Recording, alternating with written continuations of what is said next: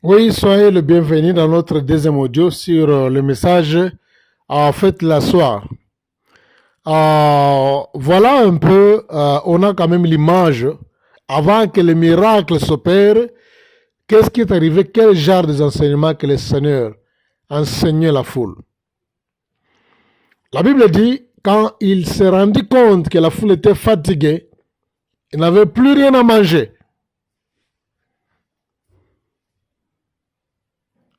Il a demandé aux disciples de donner à manger à la foule.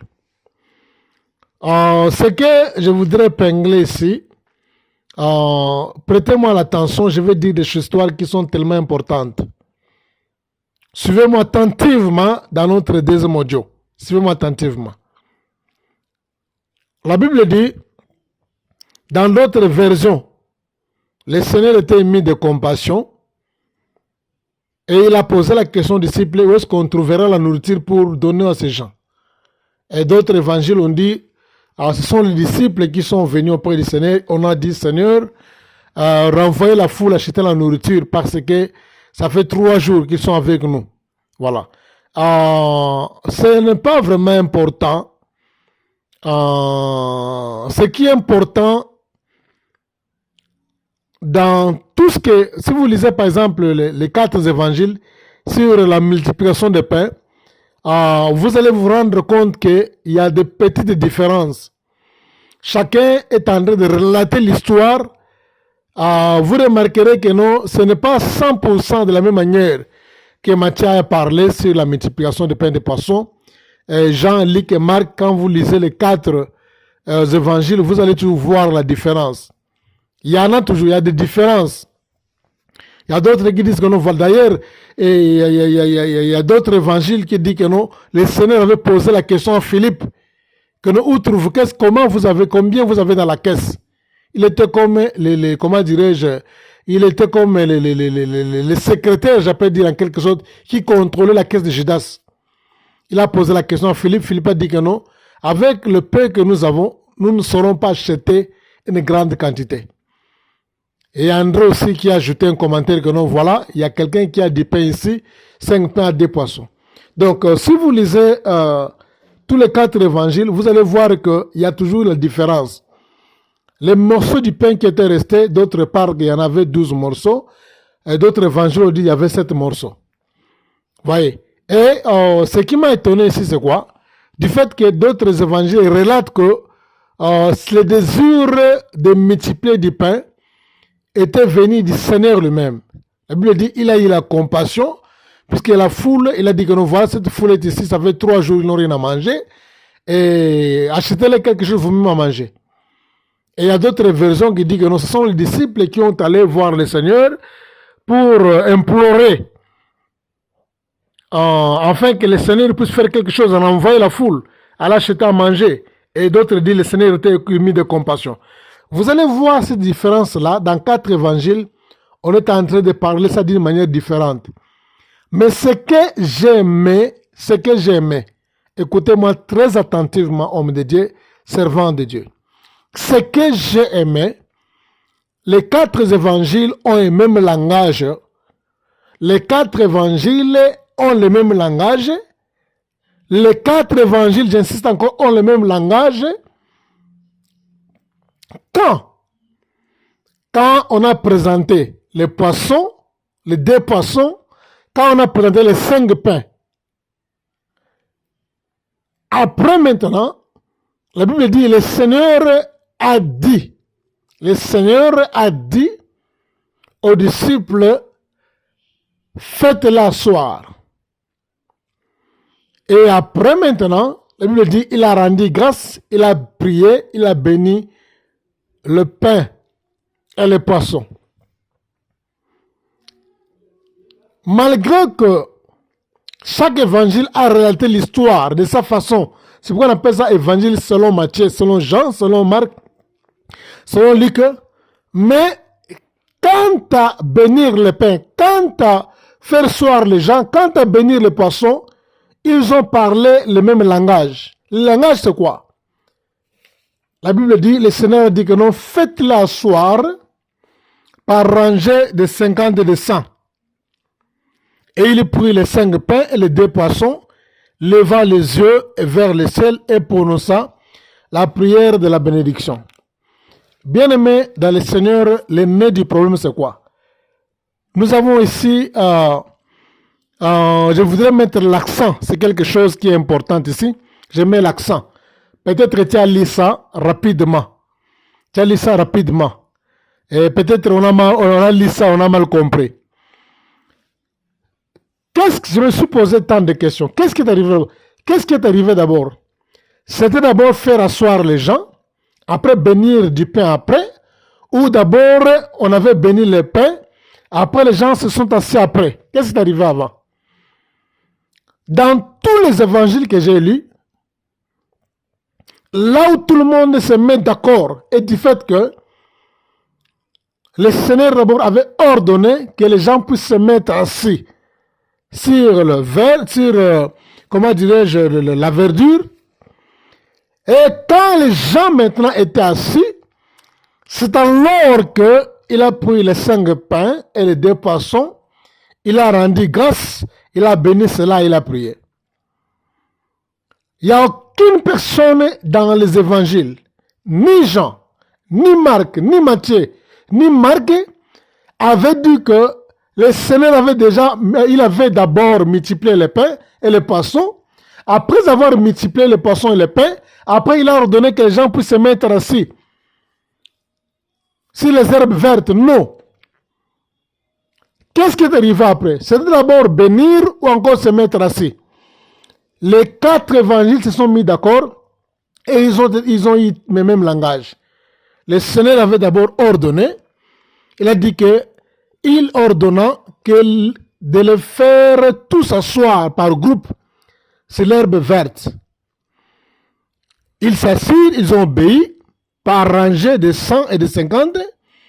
C'est alors qu'après avoir obéi, il était tellement patient, il attendait, il était patient, il n'a pas été pressé. Écoutez bien, le Seigneur n'a pas été pressé, non, on a trouvé du pain, 5 pains, 2 poissons. Il a commencé à imposer les mains, à prier précipitamment. Non. Le Seigneur était posé. Très posé. Il a eu les 5 pains, il a eu les 2 poissons, il a été posé. Il n'a pas été agité. Pourquoi il n'a pas été agité? Il voulait d'abord que les gens puissent se mettre assis sur l'herbe verte, que les gens soient classés dans... Ça prend vraiment du temps. 5000 personnes. Mettre de l'ordre là où il y a 5000 personnes. Bien-aimés de le Seigneur. Mettre de l'ordre là où il y a 5000 personnes. Les faire asseoir dans les rangées de 50 et 100. Ça prend du temps. Et écoutez, à ce moment-là, quand le Seigneur prêchait la bonne nouvelle, il n'y avait pas de micro. Il n'y avait pas la sonorisation. Oh Jésus. Oh Jésus, cet héros. Quel est ce pasteur-là aujourd'hui qui va prêcher devant une foule de 5000, sans compter les femmes, sans compter les enfants, et il va utiliser 100 mégaphones, 100 micros. Il parle et tout le monde l'attend, même la personne qui est au fond là-bas. Quel est ce pasteur-là? Quel est cet homme de Dieu-là? Quel est ce ministre de Dieu? Quel est ce prophète-là? Quel est cet apôtre-là à cette voix-là? Oh, Jesus Christ, hallelujah. Oh, hallelujah. S'il y avait des films pendant ce temps-là, on allait voir quelque chose d'étrange. Bien-aimé dans le Seigneur était une autre personne étrange. Il n'y a aucune personne qui va exister dans cette planète ici. Oui, le jour de la Pentecôte, Pierre a prêché. Sur 3000 personnes, sans micro. C'est la puissance du Saint-Esprit, c'est la puissance du Saint-Esprit. Ce n'est pas quelque chose qui est ordinaire, c'est une puissance qui est extraordinaire. Et le Seigneur l'a fait pas pendant une année, pas pendant 2 mois, pas pendant 3 mois, pas pendant une semaine. Toute sa vie, les 3 mois de ministère qu'il a fait, il prêchait devant de grandes foules. Et il n'a pas utilisé les micros. Mais les gens qui étaient au fond, ils étaient capables de l'écouter parler. Oh, moi je me posais la question, mais comment expliquer? Comment c'est possible? Nous dirigeons des églises de 20 personnes, 30 personnes, 100 personnes. 300 personnes, si Dieu te fait grâce, dans une salle, mais tu as le micro là-bas. Tu mets le micro, même l'église de Jéhovah, mais il y a des églises de 20 personnes, 15 personnes, il y a des micros là-bas. Est-ce que tu t'es déjà posé la question de savoir, tu es dans une salle, tu utilises le micro, quand il n'y a pas de courant, tu souffres avec la voix. Mais regardez maintenant cet homme de Jésus, le roi des rois, le Seigneur des seigneurs, il va prêcher pas dans une salle, dehors, où il y a le vent, dehors, pas dans une salle où il y a des échos, mais dehors, sans micro. Oh Jesus, voilà, c'était une parenthèse. Revenons à notre mouton. Le problème c'est quoi? Le Seigneur, la Bible dit, il voulait d'abord que les gens puissent se mettre assis. Ça, c'est ça le principe. Dieu, c'est un Dieu de Dieu travaille dans les principes. Si tu veux vivre dans l'harmonie avec Dieu dans ta vie, si tu as besoin de voir la main de Dieu dans ta vie, si tu as besoin de voir la grandeur de Dieu dans la vie, il faut comprendre une chose. Pas deux choses, une chose. Pas trois choses, une chose. Quelle est cette chose que tu dois comprendre? Notre Dieu, c'est un Dieu des principes. Les principes, c'est l'ensemble de lois qui terminent le succès d'un projet. Les principes, c'est l'ensemble des règlements, l'ensemble des lois qui déterminent le succès d'un projet. Notre Dieu, c'est un Dieu de principes. Le Seigneur voulait d'abord que les gens puissent obéir d'abord. S'asseoir, pas seulement être assis sur l'herbe verte, mais aussi respectueusement, selon la dimension qu'il a donnée, de 50 et de 100. Et quand ils étaient assis, c'est alors qu'il a commencé à prendre du pain et du poisson. Il a commencé à bénir, à élever les yeux, à bénir cela. C'est ça le principe. Dieu, c'est un Dieu de principe. Si tu as besoin de la grandeur, homme de Dieu, servant de Dieu, soyez, si tu as besoin d'une église qui est stable, soyez un pasteur de principe. Ne soyez pas quelqu'un qui se lève un bon matin, la décision tombe dans sa tête, tu viens du prononcer. Soyez un homme de principe. Le principe, c'est l'ensemble des lois. Les gens avaient faim, d'accord. Ils voulaient manger, d'accord. Mais dans quelles conditions? Pas debout. Il faut s'asseoir d'abord. Faites-les asseoir, faites-les asseoir. Faites-les asseoir d'abord. Quand ils vont obéir d'être assis, quand ils vont obéir de s'asseoir, pas sur une chaise, pas sur une table, sur les herbes vertes, c'est alors que le miracle viendra après. Le miracle ne vient pas d'abord en première position. En première position, c'est l'obéissance, la loi, les règlements. En première personne, d'abord, c'est l'obéissance, la loi qui détermine le succès. Le miracle était lié par rapport à cette condition-là. On ne peut jamais faire le miracle quand les gens sont debout. On ne peut jamais faire le miracle quand les gens sont éparpillés, ne sont pas situés, ne sont pas classés dans les rangées de 100 et de 50. Le Seigneur voulait que les gens soient d'abord classés, être assis. C'est alors que le miracle vient dans la deuxième position. Le miracle ne viendra jamais.